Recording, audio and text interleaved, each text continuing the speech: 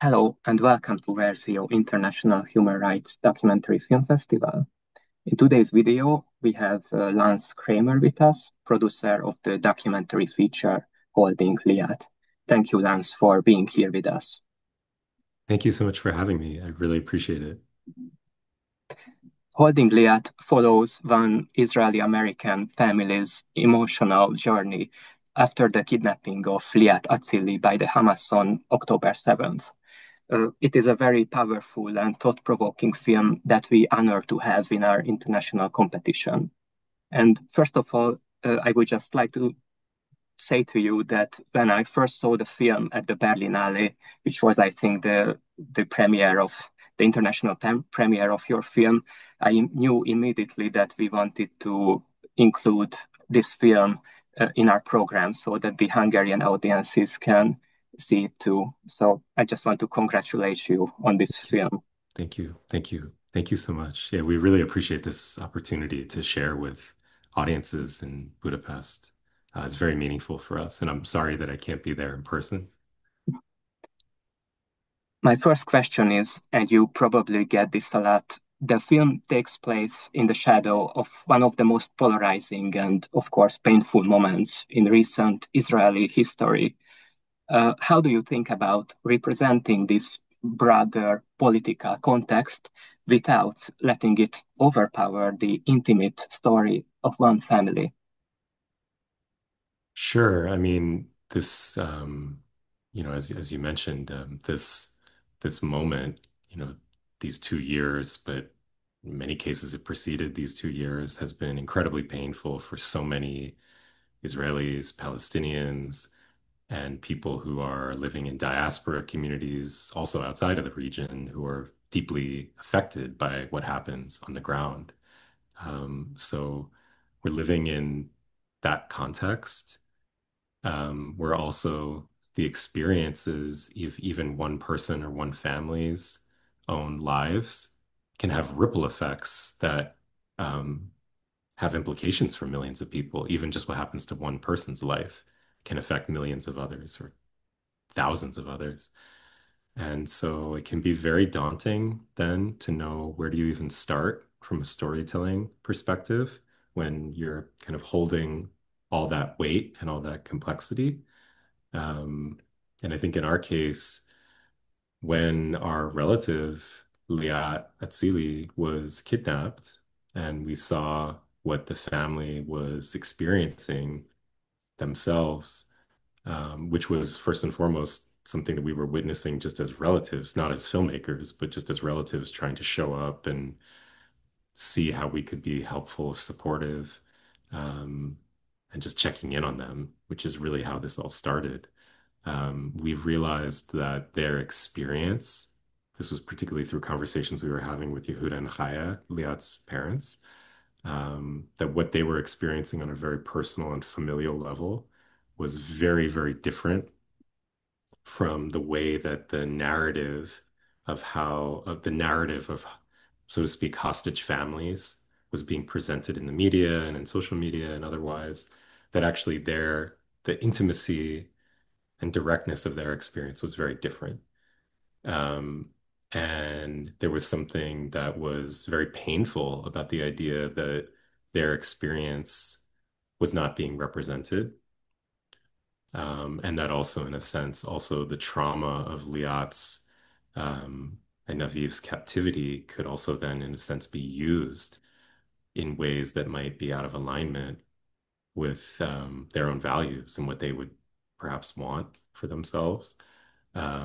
And so what we felt was really important was just to be able to try and focus on telling a story of this one family, and that even the act of telling a story as authentically and honestly and as nuanced as possible of a story that represented their experience in a way that felt honest and authentic to how they also saw themselves. That in and of itself was kind of a radical act, and that there could be value and meaning and impact in just trying to do that, which was very, very hard to do.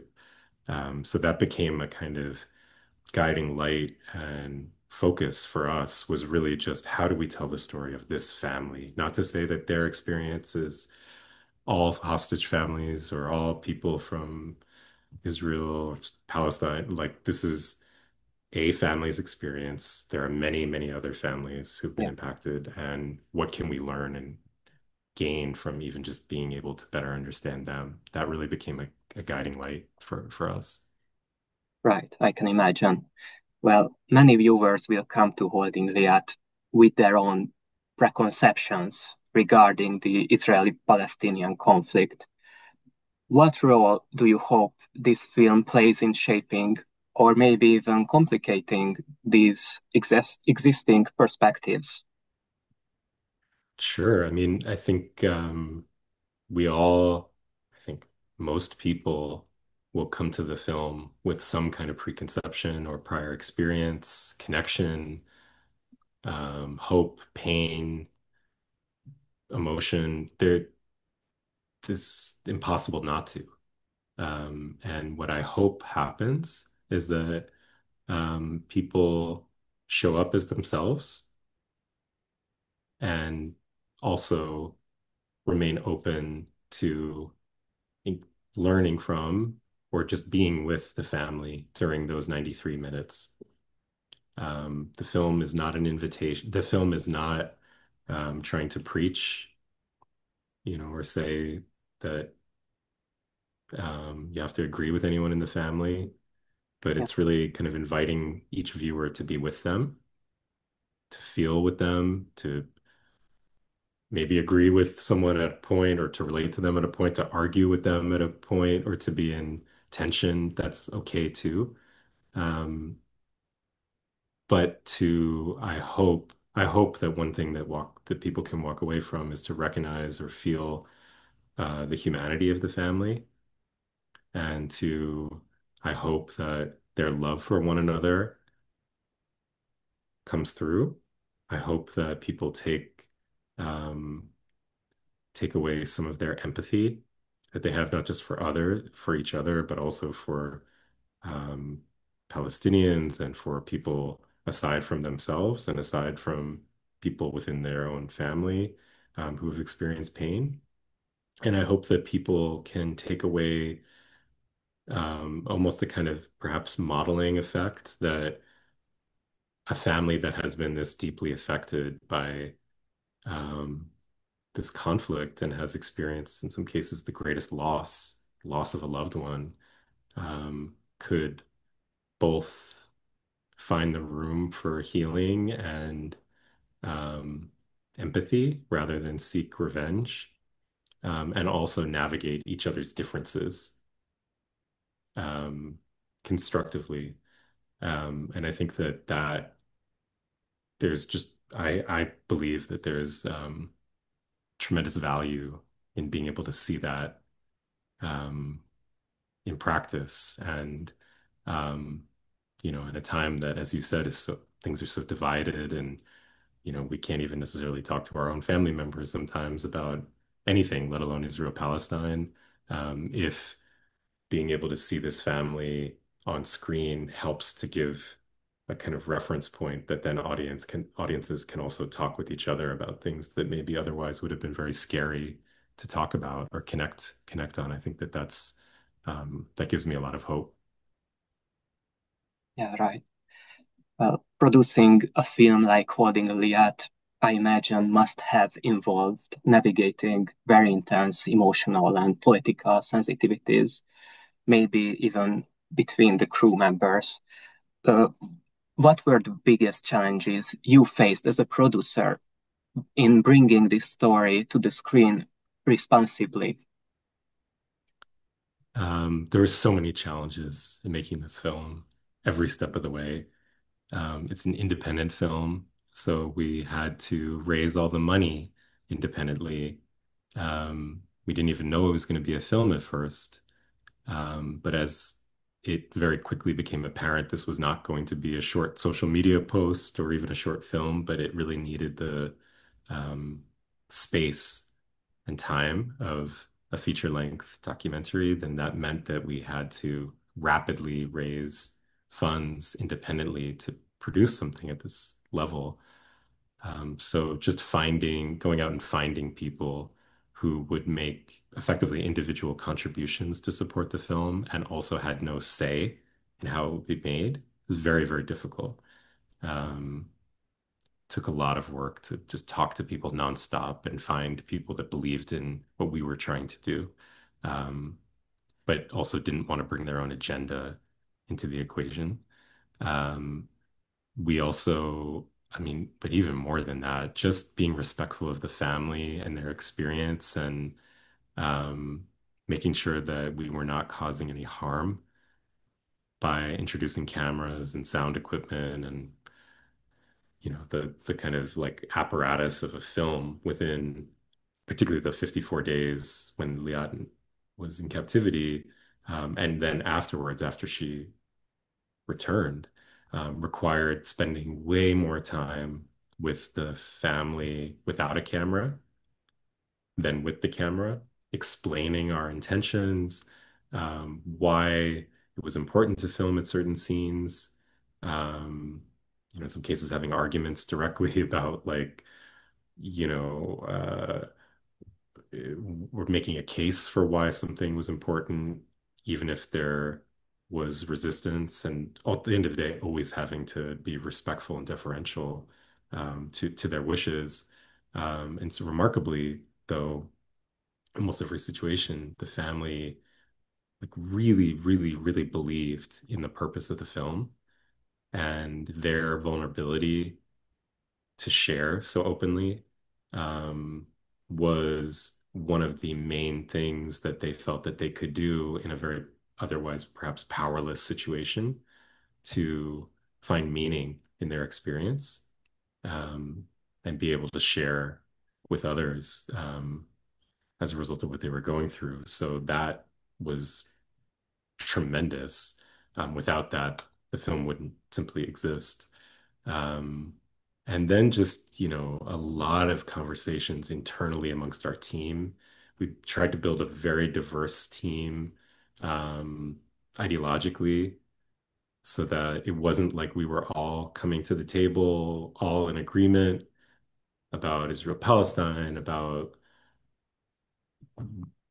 historically or this present moment or politically. Like we all wasn't all Jewish people. It was a mixed background. So we worked really hard to create a kind of culture within the team and also even particularly in the edit room where we could talk really openly with one another and really wrestle together.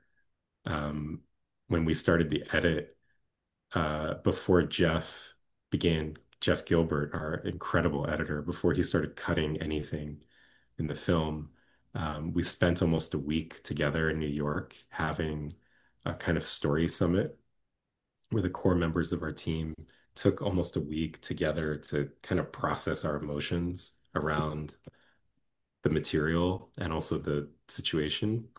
And there was no cutting. It was no even note cards or anything like that. Really just us kind of almost doing group processing and discussion. And we argued and cried and hugged. And it was a really critical thing to take that time to be able to open up together that way, because then it created more room for us to try things that challenged us, but we felt was important for the film. And we did that also as we were sharing cuts, where we had almost 100 different people throughout the course of the edit review cuts, watch cuts, give us feedback from all different kinds of backgrounds, and that became an important um, kind of guidepost as well, just understanding um, how different audiences might respond to the film, to equip us with the confidence to make what I think were more bold decisions rather than kind of back away when we got scared of something. We tried to actually walk towards the fear rather than run away from it. Mm. You already talked a little bit about that, but I'm interested in your relationship regarding the family and how they perceived uh, this act of filmmaking. First of all, how do you guys approach trust building with the family. Of course, we know that you are relatives with them, so maybe that helped, I would imagine. And my other question relating to this is how do you navigate the ethical and emotional challenges that rise up when you film such raw and vulnerable moments? Hmm. For example, was I there a mean, moment when they said that they don't want to be on screen or they ask you to stop filming? And or I, I would imagine that there are many scenes like that when you make a documentaries, but I'm just interested in the relationship that you created and the trust building that you created in such a raw and emotional film. sure. I mean, the relationship is at the heart of everything. I mean, this film, and it's been a guiding light for Brandon and I, but my brother Brandon, the director, since we started making films. And really, those are just values that precede our lives as filmmakers. This is just how we've tried to live our lives. It's how my parents raised us. So we're very, um, those relationships are really critical. The film just doesn't exist without the strongest ethical bed and foundation possible. Um, the film was born out of those relationships. It wasn't like we had this idea, hey, we'll go make a movie about the family of a hostage. Let's go find someone. It was that this was happening to our relatives. And then we, days after October 7th, felt just on a human level the need to check in on our relatives to see how they were doing and whether there was something we could do to be supportive. And then in talking with them about what they were going through on a phone call, it became really clear that, as I said before, just their experience was very different than what was being showcased in the media. Um, and that there was something that uh, could be healing about actually having this opportunity for somebody, even if that was unknown who it might be now, but somebody at some point in the future, and then even in the present, if it was just even us as the filmmakers, would be bearing witness to their experience, to their struggle, to their hope, to their pain, that would not go unnoticed. And as I mentioned, at a time of extreme powerlessness, the idea of bearing witness and of the documentation that that moment may not go in vain, I felt and they expressed to us carried tremendous power because it was a huge concern to them that they would go through all this, they might lose their children, and and so what? No one will ever know. To what end we went through all this pain and suffering. And particularly given the fact that Liat is a history teacher and has spent her life as a student of history, as an educator, um, Yehuda and Chaya in particular, um, felt a deep responsibility to being vulnerable and allowing the cameras in because they felt that this was also a contribution to history and something that she, if she survived, would also really, really believe in and support. Does that mean that every moment was easy? No. So, for example, like in the film, um, the moments when you see those phone calls taking place during the days before Liat was released, Brandon and Yoni Brooke, our cinematographer, were sleeping outside the hotel room of Yehuda and Chaya.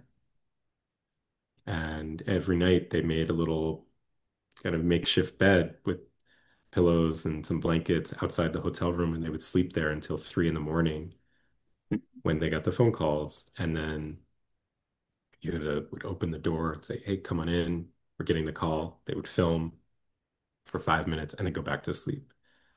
And there was that level of intimacy that was required in order to be present for those kinds of moments.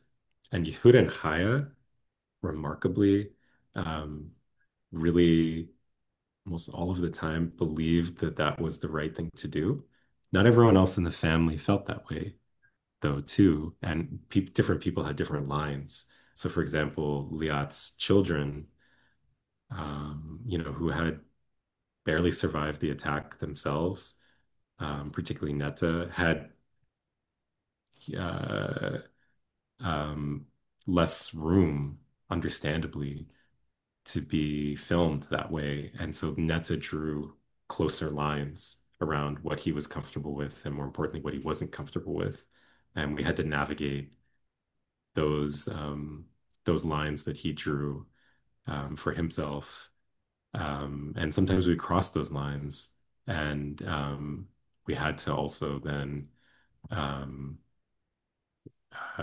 talk amongst each other and really try to understand what was comfortable and what wasn't, and really respect that. There was a daily conversation and a daily navigation. Um, there's so much more to say about that, but I think maybe the last thing I would say is that in the end of the film or towards the end of the film at the hospital um, scene, you see that in the hospital, Liat and the children are already together Yes. when we film, and the camera follows Yehuda and Chaya and Tal into the room. And that's an example where the kids had asked us not to film when they were reunited with their mother. And we felt that that was critical to respect their wishes. So we did not film when the kids were reunited. And then they were okay with Yehuda and Chaya and Tal being filmed when they were reunited. And so that's where you see the camera kind of present is in that particular interaction. And so you're not maybe thinking about that as you're watching the scene, but actually the mechanics of what is happening under the hood of a scene like that is understanding each person's ethical comfort or the ethics of each person's comfort Mhm. and trust, and then coming up with a way to be present with the camera in a very critical moment that also respects each person's own comfort. That kind of dynamic. There's a version of that for every scene in the film. Yeah, I agree. As filmmakers, how do you see the role of documentary cinema in times of war and national trauma? For example, do you think film can spark dialogue in such political climates, or is its strength in simply bearing witness, as you said? I absolutely think film has a critical role. Um, I mean, I think it's one of art more broadly. So it's not just film, Yeah. but film plays, I think, a very critical role. Um, it's a rare tool that we have, artistic tool that we have that can bring people of all kinds of different backgrounds into one space, one physical space, to have a shared experience.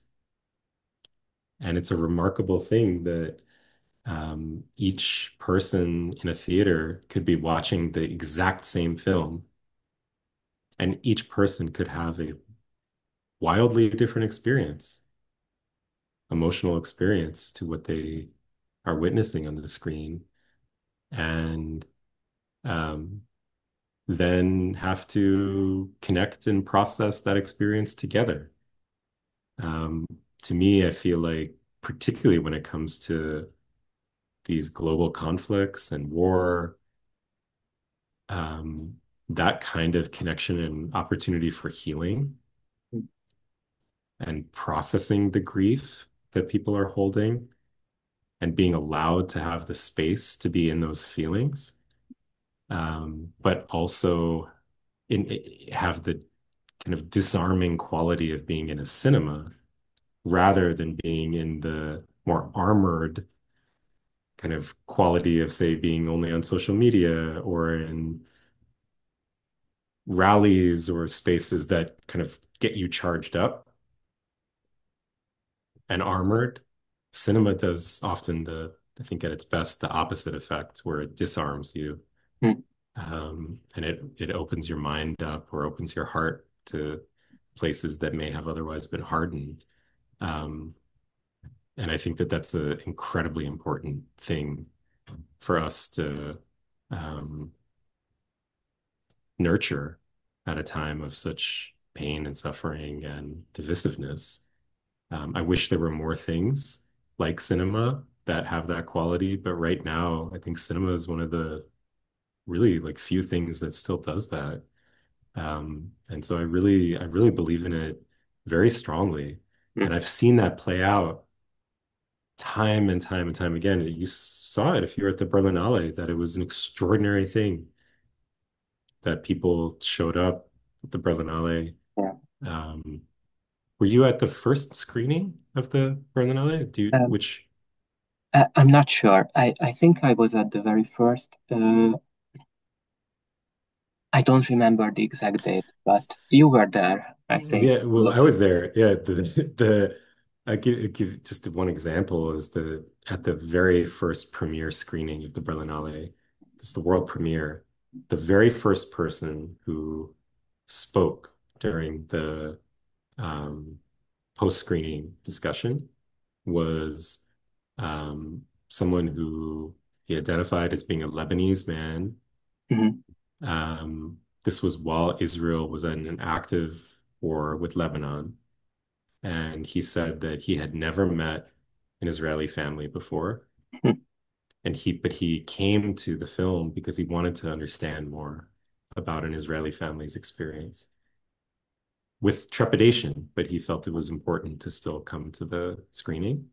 And he said that he witnessed a family that reminded him a lot of his own family, mhm, and that he felt that in their humanity, he saw a ray of light in a sea of darkness. And I'm paraphrasing, but effectively that's what he said. And he asked if he could come to the front of the room and give each person in the family a hug. mhm. And he did that. It was extraordinary, like simple act of literally just like giving a hug. And we're in such a terrible place right now that even the act of this Lebanese man and this Israeli American family hugging on stage, brought people to tears. Um, and that, I'd like to think that that could have been possible without the film or without that screening, but I don't know. Um, and so it was a very, very beautiful and powerful thing to witness. And I've just seen different versions of that kind of connection or catharsis play out, many times over now in the past year since we've released the film. It's not to say that it's always like that. There are also arguments and there's, intense disagreement. Sure. Even when that happens, though, it's in the context of a theater and there's a kind of constructive quality where people are still having discourse together, and not canceling each other, but talking to one another, even if there's disagreement. And I think that that's also something that cinema facilitates as well. Yeah, right. Now I remember that I was at the second screening and I remember Okay. that there was a heated debate. Yeah. Yeah. Then there were some of those too in Berlinale. Yes. Yeah. Yes. Our time is mostly up. We still have a little bit of time, so I would like to ask you one last question, if you don't mind. Please. It's Please, most of please. okay, it's a little bit of a personal question. Looking back, what does this film represent to you personally? I mean, I'm still trying to process that, to be very honest. Like it's only now, basically 2 years after we started making the film, and however many months it's been since the premiere, that I'm almost able to kind of um, let my nervous system calm down a bit and like actually start to check in and understand what this has meant to me.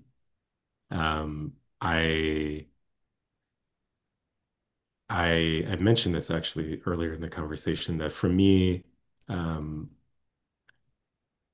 a lot of this experience has been a big exercise in confronting fear and in myself, particularly, I mean, certainly in others, but even just in myself, there's a lot of, I was sitting in a lot of, with a lot of fear um, after October 7th about both what had just happened, what might happen in the future.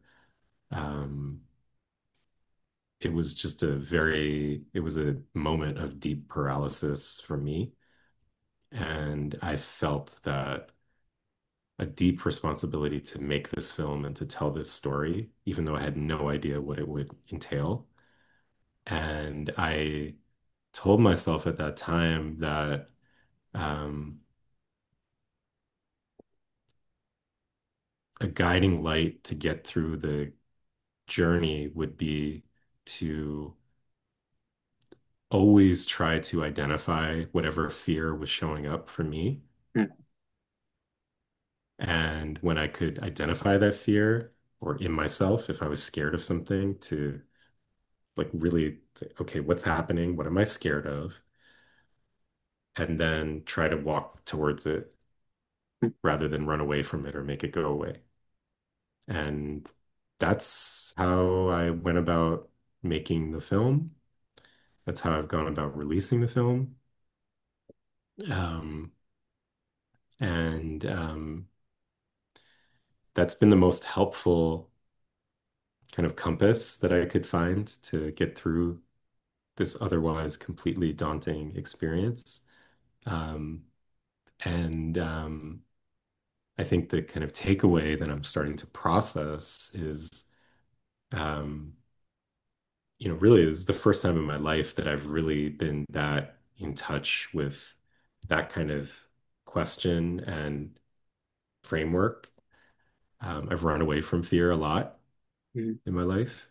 Um, and so I'm really trying to understand what that kind of looks like also moving forward. Like, how do I apply some of the lessons of what this experience has resulted in as a byproduct of making a film, and also building relationships and creating experiences from people for people that have come from um, that kind of orientation. And I think that it's given me a tremendous amount of hope to see that there are ways to conquer not just my own fears, but also that others as well are able to kind of join like together in that journey. Because I think in almost every single screening we've had, people have come to the table with a lot of fear, mm. understandably. And it's been very inspiring for me to see how people have worked through a lot of that and have they share with me time and time again that um, they feel a little less scared after they've seen the film. Um, and so it gives me hope that things have a chance of getting better. That also film, like the role of film still is very, very important. I'll give you all a shout out too, because festivals have been the absolute epicenter of creating the space for this kind of experience that I'm speaking to. This doesn't just happen in the ether, it happens most of the time in film festivals. So I think that actually the role of a festival is extraordinary. I think the role of a programmer to identify a film and realize this is something that needs to be presented in a community and to hold the space for the community. Um, it's amazing. So I really also just appreciate you all for giving us in this film the chance to have that kind of impact in Hungary. Well, thank you very much. And I would like to thank you again for joining with us. We would like to wish you all the best with the film and for Thank your you. future projects. And thank you Thank for you. sharing your thoughts on holding Liat, which can be seen again in our international competition at Verzió International Documentary Film Festival. Thank you, Lance, for being here. Thank you so much for having me. Really appreciate it. Thank you.